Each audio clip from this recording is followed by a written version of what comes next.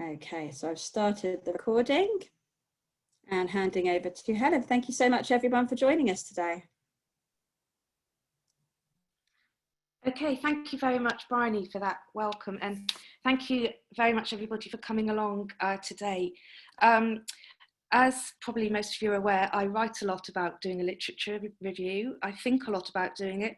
I supervise a fair bit, and I also do my own research. So it's a pleasure to come along and discuss with you this afternoon some of the aspects of supervising a literature review, specifically at undergraduate level.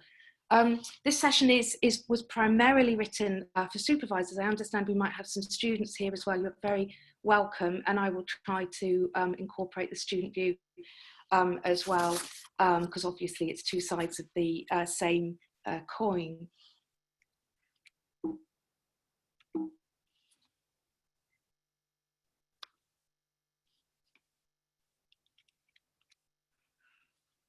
So the first thing I'd like to talk about is how do we get that question right? When students are doing a literature review, the most important thing is getting that question right. And I've come to decide that this is a real combination of what do I want to find out? So that's the sort of idealistic side of the student project, where they come with really great and interesting ideas. But as we all know, they generally have to be quite honed down into what is it realistic for me to find out. And I think it's really, really important that we acknowledge the pragmatic aspect of doing a literature review, because we've got to be realistic about the scale of a student project. And I've seen so many projects kind of stumble when the focus is too big and students just can't really get a realistic or satisfactory answer. So point number one, I would say we've got to be really pragmatic and aim for a realistic project that's doable within an undergraduate dissertation. So what does a good literature review look like? So for me, I think the most important thing has got to be that a good literature review question will facilitate students learning about evidence. And I've put there as well as the topic. Of course, we want students to learn about the topic, but I think as equally important as that, it's about students learning about what evidence is. What is good evidence? How strong does evidence have to be for it to provide an answer to a question? What happens when the evidence isn't strong? Can they still answer their question? And I think when students have a good literature review question that enables them to review the evidence, they really, really learn about what the strength of evidence and what type of evidence will answer their question. So I think a good question will really help students learn about the nature of evidence, so that then when they're qualified, they can really engage and contribute to clinical arguments that are taking place, clinical discussions that are taking place on the ward, because they've got that in-depth understanding about what evidence is and how it contributes to our arguments and our decision making. I think a good literature review question will also enable the student to develop a deep understanding of research methods and how different research methods address different questions, which we'll talk about a little bit later on. And generally, I think a good literature review question will be very focused. And I know I'm particularly sort of keen on this. Other people tend to be more flexible, and it is a matter of perspective, but I tend to find that the more focused question that leads the students to a very discrete body of evidence makes the process much, much more straightforward for the student, and they're not they don't have to embrace such a large body of literature. So for me, the more focused question, the better, so that it leads a student to a focused body of evidence, so that they're not inundated with evidence, and they can then focus on the evidence that is there. So those are the three aspects that I think a good literature review will, a good literature review question will consider. So unfocused literature review questions for me really are those questions that are just too broad. And they're a bad idea, in my view, because they are likely just going to turn into an essay. The student won't be able to access the full body of evidence. They'll end up cherry picking what they include, and it'll end up looking like an essay. Now, what ideally we want students to identify is a discrete body of literature which they can then review in its entirety in their review. And when research questions are too broad, this just is not possible. And I always think that's a real lost opportunity, because when questions are too big, that learning opportunity of examining a small body of evidence is then lost. We just can't do it. And we end up trying to review large bodies of literature, not in any depth. And the student is in great danger of getting lost within that evidence. And for me, that feels a shame, because that learning opportunity of really getting absorbed in a smaller body of evidence then doesn't happen. So for me, the literature review question has to be really, really focused. And quite often, very occasionally, students come in with a question that's too focused, but most of the time, I spend quite a lot of time with students focusing down their ideas so that they've got a very focused question.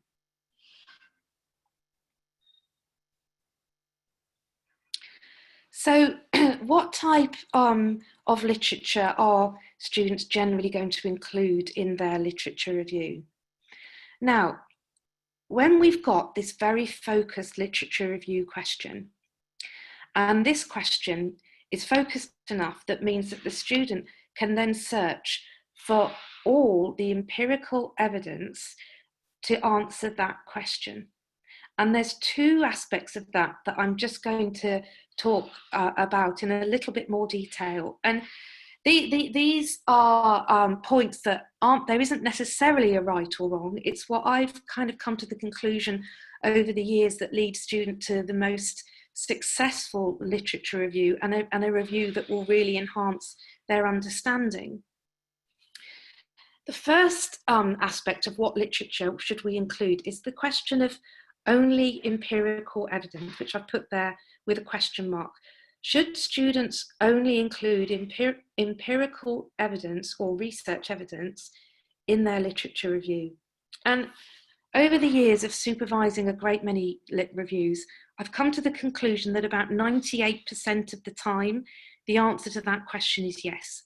Research evidence is highly, highly likely to be the evidence that you include in a literature review, because most literature reviews, especially in nursing and in healthcare and in social care, are asking questions that can be answered from the empirical evidence. We're interested in what research has been done, and then we're going to review that research that has been done within our literature review.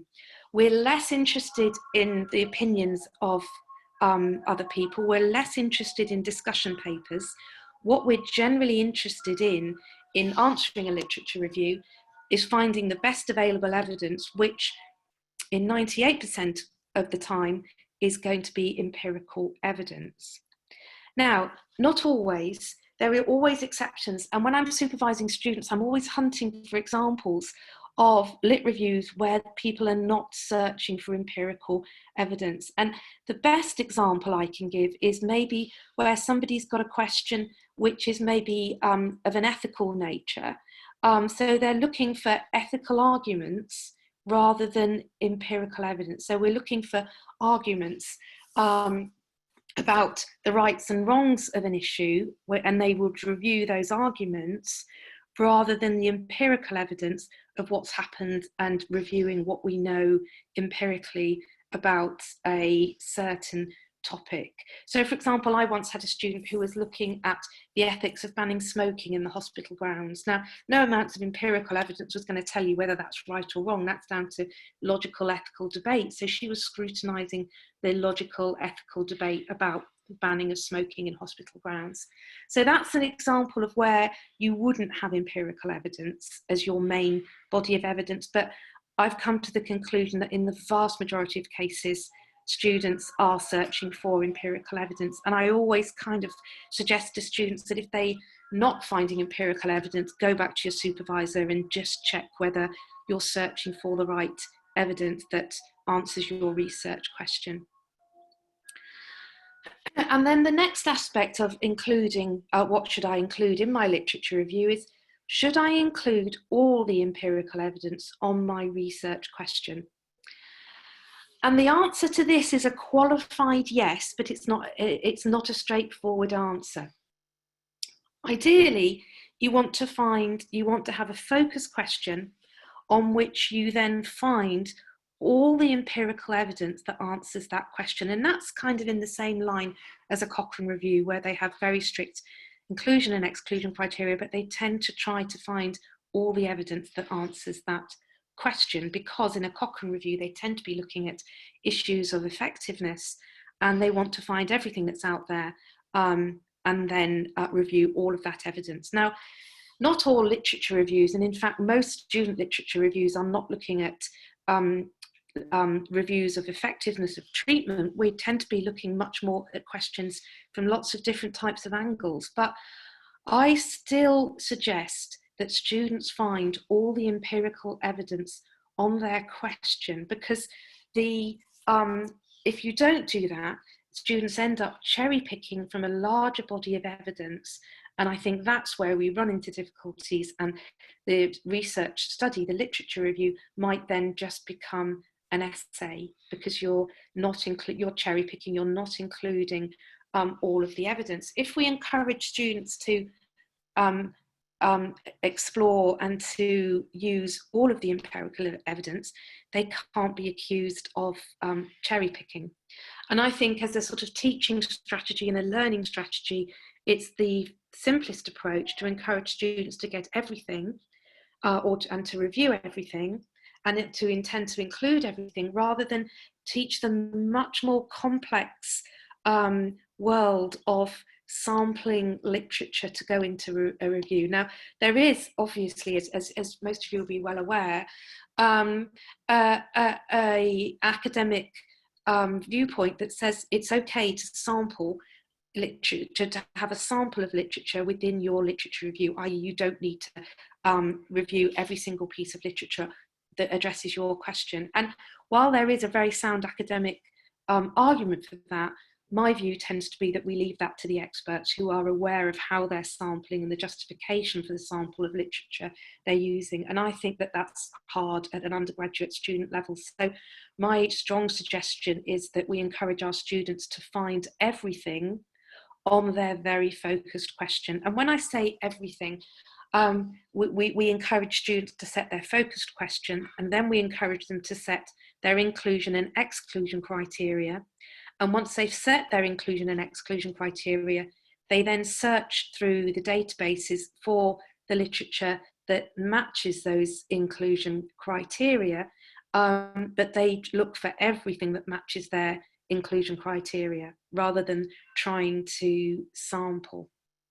Now, as I say, that there are other viewpoints, but I do certainly feel at undergraduate level the most simple and pragmatic way forward is to encourage students to find everything on a very focused question. But very happy to discuss that later on if anybody is interested in doing so. We do have a question, Helen, that's around that, and it's one question that they're frequently asked around the content of available literature. It's that they're frequently finding lots of content around their research topic and not directly about their topic. What advice do you give to students? Yeah, really good question. Really good question. You can do a number of things. So you set a focus question, and sometimes, especially as I've mentioned before, sometimes students do suggest a question that is just too focused, in which case you might want to then broaden it out a little bit. So let's say you're looking for pain relief in a certain condition, but there's very, very little done in that condition, but there's more done in a wider group of conditions. You might think to widen your question so that you cover a broader area. Or often the converse is true as well. You might think that there's not going to be a lot of literature, but when you might find that there is lots and lots of literature, and you might need to focus the question down even further. The thing I would say though, is often, as people are only too well aware, when you start searching, you quite often are inundated with hits. But then when you start looking, you find that actually there's that the hits that actually meet your inclusion criteria are probably going to be far fewer than the hundreds of hits that come up in a search. So it's always worth digging down quite a bit just to see if there really is too much evidence or not enough evidence. So really, literature searching and getting the question right go hand in hand, because you need to be searching the literature that then informs your question, that then and then you go back to the literature and you see, you sort of fine-tune your question. If you're going to be very pragmatic about it, you fine-tune your question depending on what you find in the literature. Now, obviously that's a luxury for our undergraduate students who aren't being told by anybody else to do a project in a particular area. They do have that flexibility, whereas maybe those working on a research grant don't have that flexibility. Does that answer the question, Sam? I mean, for me, that was a very good answer. But, I guess I have to watch the chat so that Jimmy can respond there.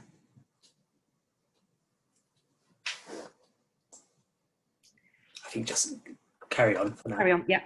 And I've just so only empirical evidence, yes, 95% of the time. If anyone's got an example of a lit review where they're not using empirical evidence, do let me know, because I'm always keen to. I mean, other examples would be, this very topical, how has the media portrayed nurses in the COVID-19 pandemic?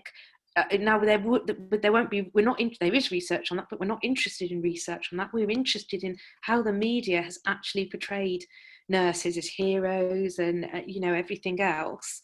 So that would be another example where we're not looking for research, because we're just looking for media reports. However, the problem with doing that as a lit review, I mean, strictly speaking, you could do that as your lit review, but you don't really have a lot to get your teeth into. Just newspaper articles about nurses being portrayed as heroes. You haven't really got a lot to say. So that's probably another very practical reason why, if you have a research question which needs empirical evidence to be answered, you've then got a lot of material to be working with to give you a good solid project. And as I said before, all the empirical evidence, ideally yes, with a slight caveat, leave those wanting to do a sample of literature. Well, I suggest we leave that to the experts. Otherwise you could be accused of cherry picking the papers that go in your review.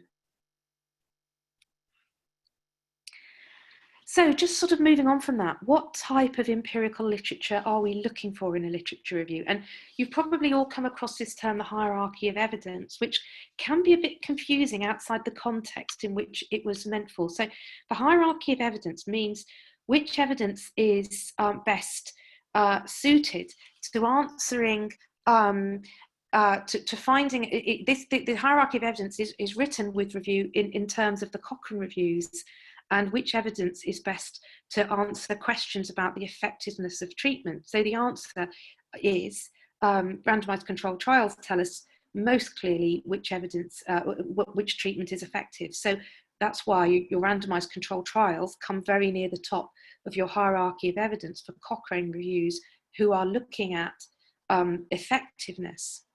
And all of these examples here come from the COVID-19 situation, and one very, very small silver lining from COVID-19 is, I think, that it's got people more interested in science and more interested in research. So I've used some of these here, but let's say what evidence is best for answering your particular research question. And this is a question that students and their supervisors really have to think carefully about. And it helps you focus your search. It helps you know what you're looking for when you're searching. So have a really good think about what type of evidence do I need to answer my question. And if that sounds a bit confusing, these or a bit limited, maybe these examples will help. So, for example, if we want to know, and I certainly wouldn't suggest this as a lit review for any undergrad students, but because obviously there isn't the literature, but if we want to know, does the COVID vaccination work? The evidence we need for that obviously is randomized controlled trials. We're looking at the effectiveness of a treatment, and we want, with the only research that's going to help us answer that question are your randomized controlled trials where half have had the vaccine, half haven't, and then we've looked at how many people get the get COVID-19, and fingers crossed at the moment is that those who've had the vaccine just aren't getting it, and obviously everybody's waiting for the results of those trials that are currently in process. But so if we want to know, does something work, if your literature review question is about does something work, then that's when we want our randomized controlled trials. So is 2-hourly turning for pressure injury prevention, is that better than 4-hourly turning? And you'd be looking, if there were any, ethically there might not be any, randomized controlled trials that had compared 2-hourly turning to 4-hourly turning to see if the 2-hourly intervention was more effective at preventing pressure injury. And as I say, you won't always find randomized controlled trials, because in many instances it would not be ethical to do that, but that is the principle. If we want to know, does something work, we look for a randomized controlled trial. So, but if your question is who is getting COVID-19 and how badly, randomized controlled trials aren't going to tell us that, but this would be more your observational studies like cohort and case control trials, where you follow up patients and you see who's getting it, what the risk factors are, how badly are they getting it. So if your literature review is who is getting COVID-19, you're looking for these observational studies. You don't want RCTs. You can scrub RCTs off your inclusion criteria. You know that what you want to find are more these observational studies. But if your lit review is what is it like to have long COVID, we know this is this horrible, debilitating illness that a small minority of people get after COVID-19. If your lit review question is a what is it like question, then we know that randomized controlled trials don't tell us what it's like, and neither will observational studies, but we'll want these really in-depth qualitative studies that have gone to patients and asked for their experiences. What is it like to be suffering with these symptoms for such a long time after having had COVID? So you would be looking for qualitative studies.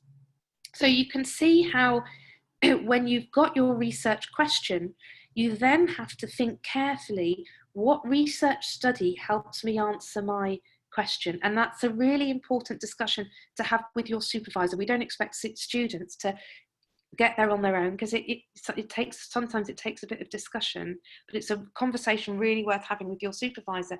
And finally, so for another example, let's say your literature review question is, has hand hygiene compliance increased since COVID-19? Now again, RCTs aren't going to tell you that. They might tell you if hand washing is better than hand rubbing, but they won't tell you anything about compliance.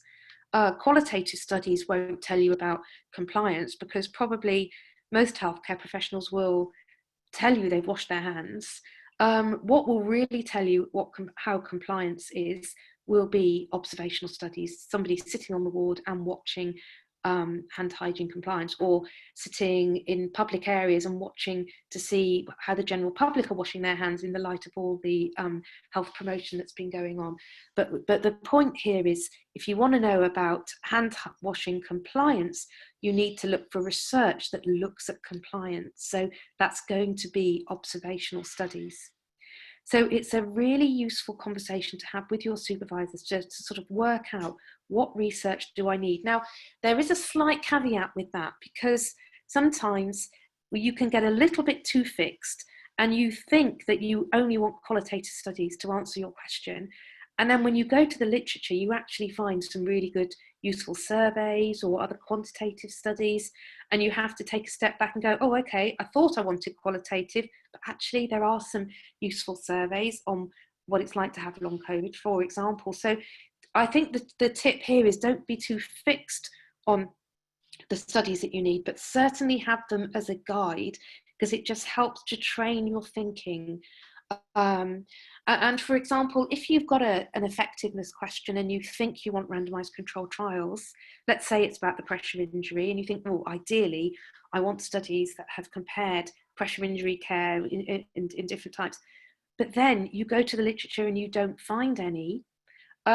You might then look for, and you might find studies that are less good, but actually do give you some evidence about your research question, and you might have to resort to using evidence that's not quite what you wanted, but is the nearest thing. Interesting question from the audience. And would the review of government documents be considered as literature reviews, such as COVID-19 national response plans? Oh, interesting.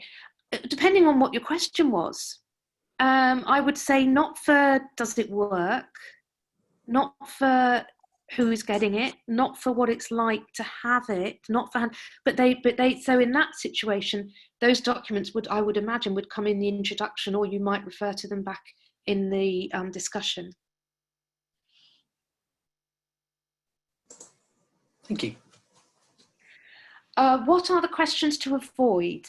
As I said before, those questions that are unfocused. I mean, a particular question that my heart sinks when we get questions, what is the role of the nurse in, and I've put there in the COVID-19 pandemic, because they're so general. And how do you answer that question? Because there won't be research papers telling you what the role of the nurse is. You'd have to look at the experience of the patient, and then from that somehow deduce what is the role of the nurse. And that to me is too complex. So I would avoid that, and it's a little bit more like an essay, so I would avoid what is the role of the nurse.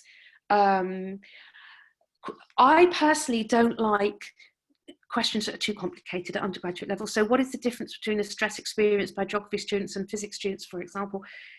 Too complicated. You're trying to compare studies and have the studies being done in the same way they measure stress. With this, it's too complicated, so I would avoid that. So ideally, a question should focus on one phenomena and be a question that's easily answerable from the literature. So going back to the question that was given earlier about what do you do if you don't have enough literature, or you do have too much literature, again, when you go to the literature and you find that there just isn't any research, it's very hard to write a good dissertation with very, very little research. So that's when we would suggest that you broaden out your question a little bit, so that you've got, strictly speaking, if there's no research on your question, it's still a good answer. It's a useful answer. It's really useful to know, but most of our students are working towards their undergraduate degree, and they're looking to get a good mark, and it's much harder to get a good mark when there's very, very little literature. So that's another very practical point.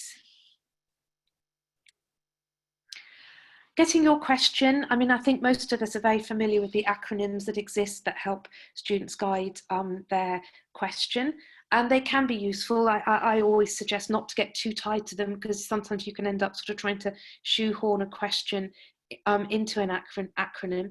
Now, these acronyms are developed with two purposes in mind. First of all, they're developed in order to help us develop a question, but they're also developed in order to help us develop a search strategy. And so you need to sort of think, well, how am I using this acronym? Is it to help me develop my question? And then is it useful to help develop my search strategy? And moving on to search strategy, there are some very common mistakes that people make. And I thought it might be useful just to sort of have a look at what these are now. So first thing to say, I think it's important, there's no such thing as a perfect search. However, students are heavily marked on their search strategy. If I'm ever asked to moderate a lit review, first thing I turn to is the search strategy, because you can tell so much about, does a student understand this complex activity of searching. And searching, I think, is something that we really underestimate the complexity of. I mean, I teach at MSc level and prof.doc level, and we teach a lot about searching, and our students, even at that level, look at us thinking, oh, come on, why are you making a lot of this, and then they go away and they have a go, and the complexities just come out. So I think we can't emphasize enough how complex searching can be.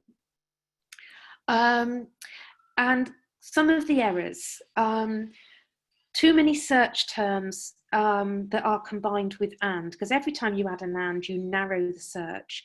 And you don't want to narrow the search too much, because you can end up with just what you can exclude too many useful terms. Another error is terms that are combined with or and not the same word.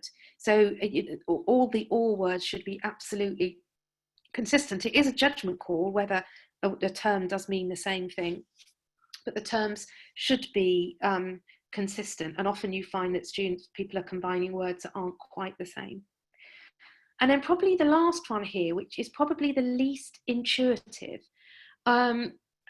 so it's really important to sort of to emphasize, just because it's in your question doesn't mean you have to search for it. And sometimes people think, well, surely you have to search for it if it's in your question, but your other terms might well get you to that data, those papers, and you don't necessarily need every term. So for example, even if your question has patients in the title, you might not need to search for patients separately, because if it's a study about the whatever condition or situation regarding patients, that is going to be implicit, because it's a nursing or a clinical or a healthcare term. So sometimes you really need to sit back and think, do I actually need to search for this term, or is it implicit in the other searches that I've done? And the thing about searching is that it's really amenable to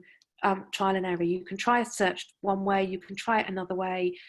No harm has been done by a bit of trial and error, as long as you really record in detail what searches you've done, because otherwise you will forget and you'll come back and you think, well, did I include that search term or that limitation in that? So be really, really meticulous with your recording of the search terms, so that for a few reasons, because markers might well spot check. Very occasionally we spot check and we see if we get a similar search to what the student has put.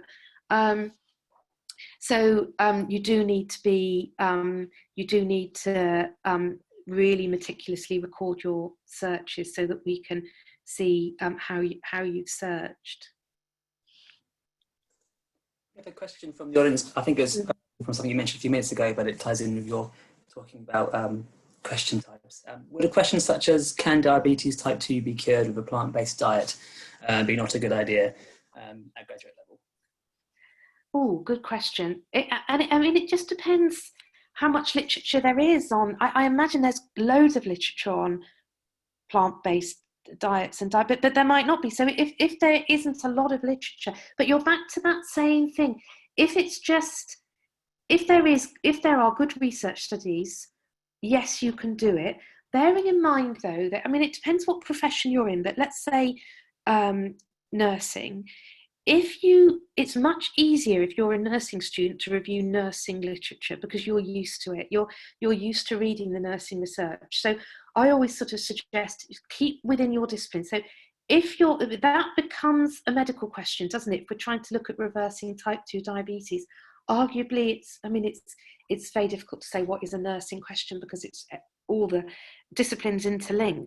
But if you did plant-based diets, my hunch would be it would lead you into the medical literature, which is not a problem, but you've got to be used to reviewing that type of literature.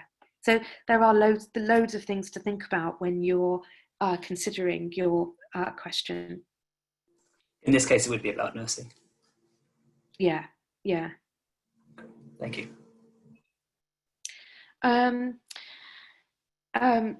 Extending your search. Again, definitely do author searching, definitely search in different journals. I think that's probably fairly standard practice regarding searching. Does it matter if the literature I've identified is not identified in my electronic search? So again, I think the answer to this is yes and no. I mean, principle is it doesn't matter how you find your literature. If you're in the library and stumble across a paper that you weren't expecting to in your lunch break and it happens to fit your inclusion criteria perfectly, then fantastic, take it, keep it. However, if you hadn't come across that paper through your search, that should ring slight warning bells to think, oh, hang on, well, what else is out there that my search hasn't identified? So if you do find literature not identified in your search, just let that be a trigger to just double check your search strategy to see, well, why didn't that show up in my search? But so the answer is yes, you can keep it, but for sure, but do consider why your search strategy didn't identify it. We've talked about inclusion and exclusion criteria. They're there to help you focus your search. They're both practical and academic. So for example, as we said before, what type of research do I need to answer my question, with the proviso that will be flexible because it's just a guide and it might change. Now to this topic of critical appraisal. So now let's say you've got your question, you've got some papers, you're not inundated with papers, you've got a nice manageable amount of papers, so you're cracking on well through your literature review. The next thing to do is critical appraisal and getting to know these papers. And I think it's important that you consider what is the purpose of critical appraisal, because the traditional sort of Cochrane literature reviews, critical appraisal is used to exclude poorer papers from the review because they only want good quality papers, with the idea that poorer papers will distort the analysis, especially if you're doing a meta-analysis or a statistical analysis. You only want high quality papers in there. But for most of our students are doing qualitative or mixed methods reviews. And if you look at the way that these reviews are done in the literature, generally speaking, authors are not excluding poorer quality papers. We tend to be much more inclusive with literature reviews that aren't, let's call them Cochrane reviews with a meta-analysis. We tend to be much more inclusive. In other words, we don't encourage students to exclude poorer quality papers from the review. Now they might do, and there would be a robust argument for saying that we could make quality criteria, but generally at the moment the trend is not to. If you look at any qualitative or mixed method systematic review in the literature, I mean, when I look every now and again, and I would say it's about 5 to 1. 1 out of 5 will exclude the poorer papers. There's definitely a trend to being much more inclusive. The idea being that with a more narrative, thematic analysis, the poorer papers won't distort the findings. They won't necessarily add to the findings, but they won't distort the findings like they might in a meta-analysis. So generally speaking, we include everything, or we can encourage students to include everything, unless you specifically decide not to do that.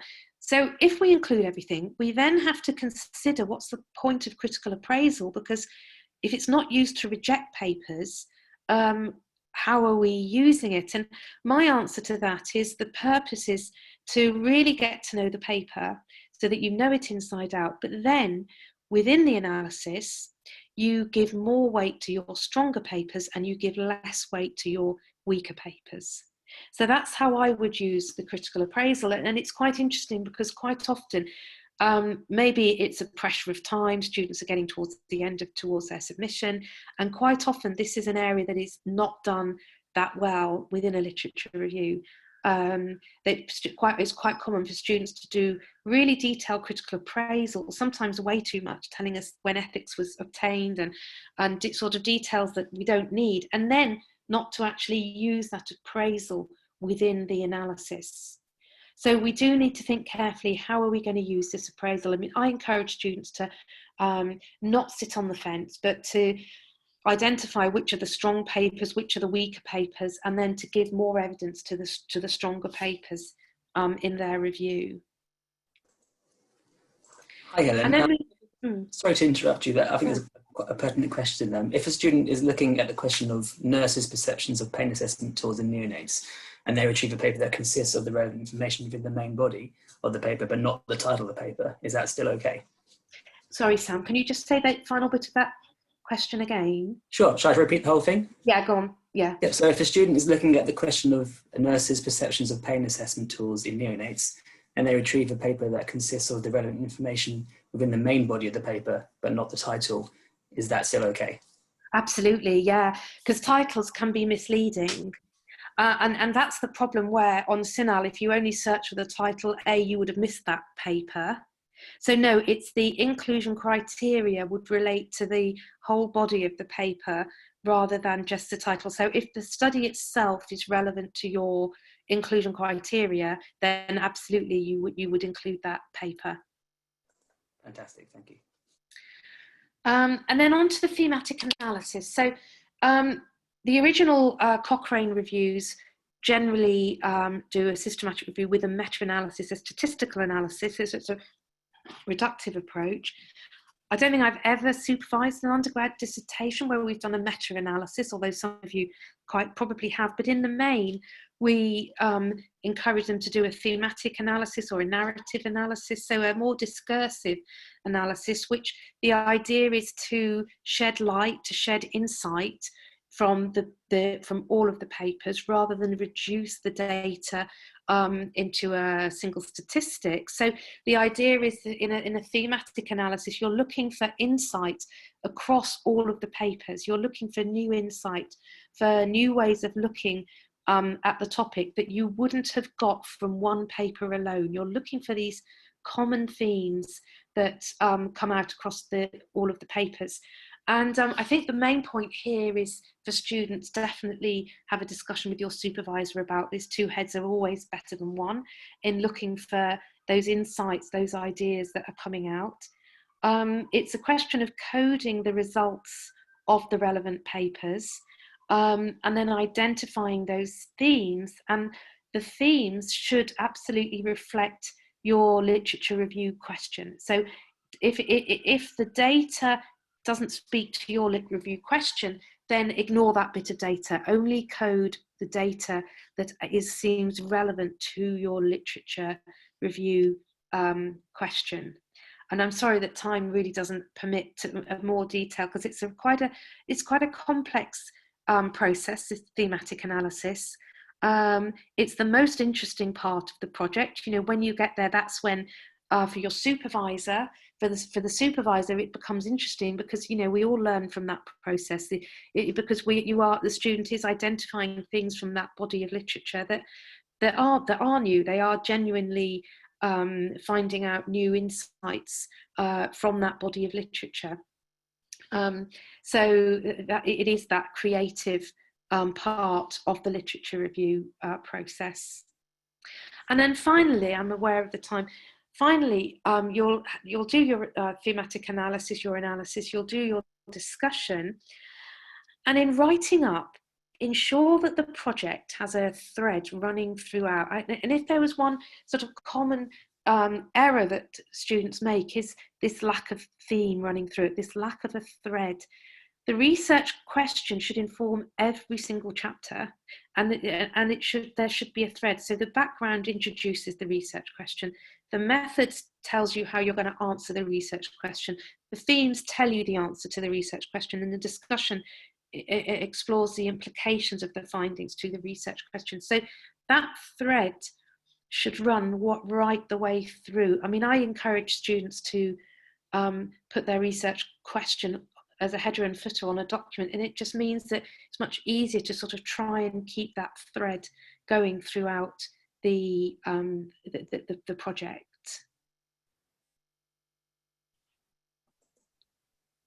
A question from Nutmeg Helen. How do you manage quantitative findings in analysis? Yeah, and you can, good question. You can manage quantitative findings within this thematic analysis. There's no problem in that at all. And in fact, lots of people who think they're going to do a meta-analysis with, you know, quantitative findings find that they can't do it, and they end up doing more of a narrative, more of a thematic analysis to that quantitative. So yes, absolutely, quantitative data, qualitative data can all be looked at through this thematic analysis approach. Now, the thing is, qualitative data tends to be much richer, and you will have more to say when you're doing your analysis than quantitative data, which is likely to be just more of a one sentence or maybe a statistic or something. But absolutely, you can incorporate both qualitative and quantitative into that thematic analysis approach. Wonderful.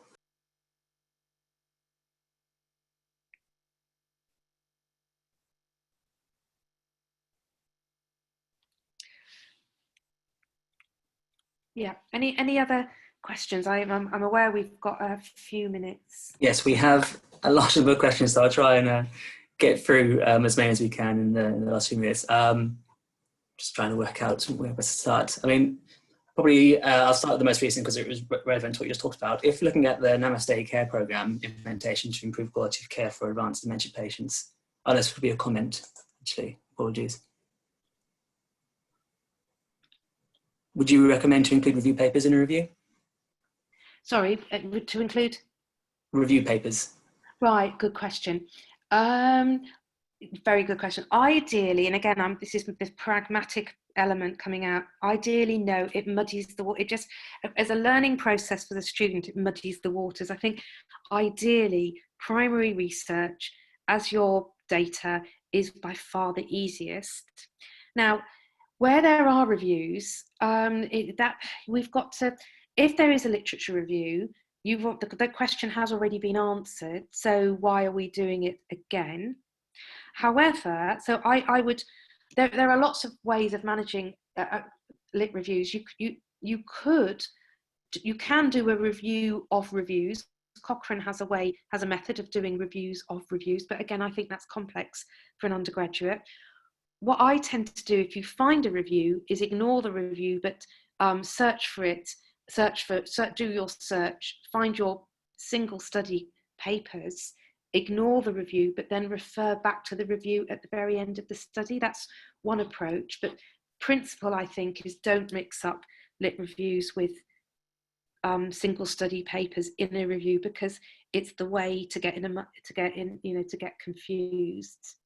That it would be my very practical, because you don't know if there's a lit review, which papers has it included, and it might have included the paper that you've also found, so then you're double counting it, and it's just the road to getting in a muddle in my view.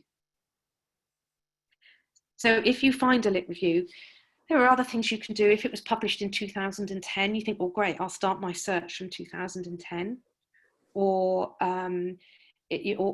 from whenever it was published. But basically, it's to exclude it from your review. Thank you. There's a question from earlier on in the presentation from Belinda. Our physiotherapy students are expected to do a systematic review, but they often confuse this with a literature review. Are you able to direct them to a clear resource which would demonstrate the difference between them? Good question, and I'm afraid the answer is no. There is no. Partly it's semantics. So Cochrane, people of a systematic review, people normally think of Cochrane, and they do their very big systematic reviews, a whole team of people. They take years to do. Everybody has training and they work as a team. Now, no student really does a Cochrane style systematic review. I actually think that all students can do a systematic review with a small s, i.e. they do it systematically, as we've described in this in this seminar. So I think everybody should be aiming for a systematic review with a small s, but no, it's beyond the scope of a student to do a systematic review Cochrane style. But there's no actual definition of what we mean by the term isn't sort of set aside only for the Cochrane reviews. So there isn't really, sorry to not to be very decisive, there isn't really an answer to whether or not students are doing a systematic review or a literature review. You can get away, justify you're doing one or the other. I tend to say that students should be aiming for a systematic review with a small s, but some people don't like that and they say, oh, no, you're not doing a systematic review because you're not. So it's the road to nowhere, really. That I think it's more important to understand that we're doing the literature review as systematically and as we can within the time frame and limits of undergraduate that study permits. Thank you. Another question from earlier in the presentation is, would you recommend students use Google Scholar alongside standard databases to capture some of the most elusive studies that don't use traditional keywords? Yeah, absolutely, absolutely. I mean, I think you can use any type of sort of, I'm going to call them ad hoc methods of searching, as long as your fundamental search is sound. So if you only use Google Scholar, you would get criticised that it wasn't, you know, accessing all the databases and so on. However, as an add-on, yes, absolutely, that's it, you know, it can be useful. And again, if it turns up lots of papers that you haven't otherwise found, that should trigger you to think, oh, what is there something wrong with my main search? And as a mental health nurse student, would you advise researching social media as negative and positive on someone's mental health? Oh, good question. Depending on your question. I mean, if your question is about how does social media, I had a student once, I was supervising a student in mental health, and she wanted to look at how nurses with a mental health diagnosis manage how they are supported in their clinical practice. And there wasn't any research on that, but what there was in the journals was, or maybe again it would have been on social media, were personal accounts of how people living with a mental illness, their experiences in practice. But it depends on your question. So I think the main thing is get your question, get your inclusion criteria, identify what you need to answer your question. And if it's something on social media, or, you know, as we were saying before, how does the media portray nurses? Social media would also could be part of that. How are people on Twitter portraying nurses? That could be part of it, but it does depend on your question. Great. As a research supervisor, how do you help students discriminate between good research and credible research? Oh, good question. Sorry, good research and credible research. Credible.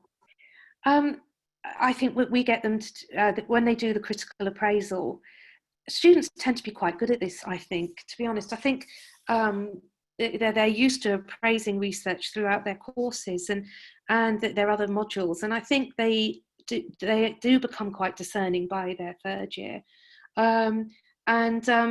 But we discuss the critical appraisal and encourage them to make a decision, I think, on the quality of the research, rather than to sit on the fence and sort of, you know, not to commit, is it a good paper or not, but with discussion with the supervisor. I think it's obviously it's a very useful decision to make. How useful is this? How good is this paper? And you do that by looking at all the questions in an appraisal tool, and then making an overall judgment about the strength of the paper. I think we're better at that than we think we are. You know, it just needs the confidence to say, actually, yeah, this was a good paper. It had it asked lots of in-depth questions. They seemed to be very thoroughly analysed. There was a lot of depth. And I think maybe we need to, you know, sometimes we sit on the fence where we don't have to. And I think we might have time for one more, and it links quite well into that. Do you think undergraduate students should refer to an appraisal score or use a critiquing tool? Definitely, I would definitely use an appraisal tool. I personally don't mind which people use. Some people have strong opinions that one is better than another, and I'm not really in that sort of camp. I sort of think an appraisal tool is useful, but it's only useful, it's you that does the appraising, not the tool. It's just a trigger. And you'll probably be aware there are quite a few papers in the literature that compare experts appraising a paper with and without a tool and so on. And so you might say the jury's out, but I think for students, definitely use a tool. And if it tops up a score and then you find that helpful, that's great. If it just gives you a load of questions and then you have to do a sort of mental adding up of what you think the scores are, but anything that just helps you get off the fence and think, yeah, that was a good paper, or actually that's a slightly weaker paper, is good. And I think critical appraisal tools do help us to do that. No, I don't think there are any appraisal tools that have been so rigorously tested that we can say one is better than another. There are some papers that have compared what appraisal tools are available and how they've been developed and so on, and mostly they come up with the answer that you know, that all the appraisal, just use the one that works for you, basically.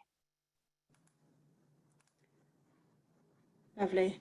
Thanks, Helen, so much for that answer. I'm afraid that the time has ticked away ever so quickly, and it is now time to close our webinar, because I'm sure people will need to head off to other meetings. I'd like to say a really big thank you to Helen. Thank you for sharing your expertise there. I know there were lots of questions that we didn't get to, so I'm going to see, Helen, if you might possibly be willing to answer those for us outside of this discussion, and then we can possibly still share some of the answers for people. I'd also like to say thank you so much to Sam for monitoring the Q&A for us, and to Beth for managing the chat there for us. And thank you very much to everybody who's taken the time to join us this afternoon. I hope you found the session useful.